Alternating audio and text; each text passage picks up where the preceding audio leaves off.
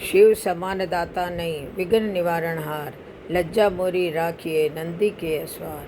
बोलो कैलाशपति महादेव की जय हो। आज आपको पुरुषोत्तम मास का दूसरा अध्याय सुना रही हूँ। सूत जी के बोले, हे मुनिगण, राजा परीक्षित ने श्री सुखदेव जी के पवित्र श्रीमद् भागवत की मोक्ष दिलाने वाली परम सुंदर कथा को सुना और मुक्ति प्राप्त कर ली।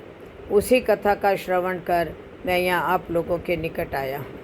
यह सुन ऋषि बोले, हे सूत जी, आप अन्य सभी कथाओं को छोड़कर हमें वेदव्यास जी के श्री मुख से सुनी हुई पवित्र कथा को ही सुनाने की कृपा करें। सूत जी बोले, ऋषियों, मैं आपको श्री व्यास जी से सुनी हुई उस कथा को सुनाता हूँ। एक समय श्री नारद जी भगवान नारायण के निवास स्थलों पर जा पहुँचे। नारद जी ने भगवान नारायण को साष्टांग दंडवत कर देवों के देव नारायण को हाथ जोड़कर स्तुति की और कहा, हे देवाधिदेव, जगत के स्वामी, कृपा सिंधु, सरितपते, आप सत्यवती हो। आप ही सत्य और सत्य का सार रूप सत्य से उत्पन्न हो। कुटुंब और मोह में फंसे रहने वालों के हित के लिए मुझको कोई ऐसा विचार बतलाइए जिससे मेरा और इन आसक्त प्राणियों का उपकार हो सके। मैं आपके श्री मुख से श्रवण करने की इच्छा से ब्रह्मलोक से यहाँ आया हूँ। नारद मुनि के वचनों को सुनकर ऋषिपति भगवान ने हंसकर संसार को पावन करने वाली पुण्य कथा को कहना प्रारंभ किया। नारायण बोले, हे नारद, अब वृंदावन बिहारी की पुण्य कथा को सुनो। मैं तुम्हें भगवान पुरुषोत्तम का अत्यंत अद्भुत महात्म्य सुनाना चाहता हूँ। इसके श्रवण करने से यश, कीर्ति, पुत्र एवं मोक्ष की प्राप्ति होती है।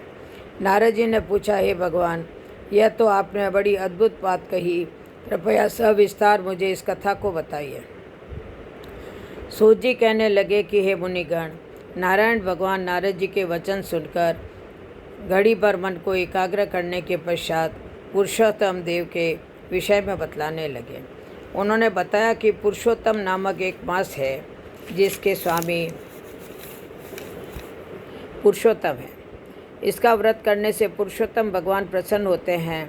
नारद जी बोले, मैंने स्वामियों सहित चैत्रादि मासों के महात्म्यों को तो सुना है, किंतु हे प्रभु, यह पुरुषोत्तम मास कभी सुना नहीं।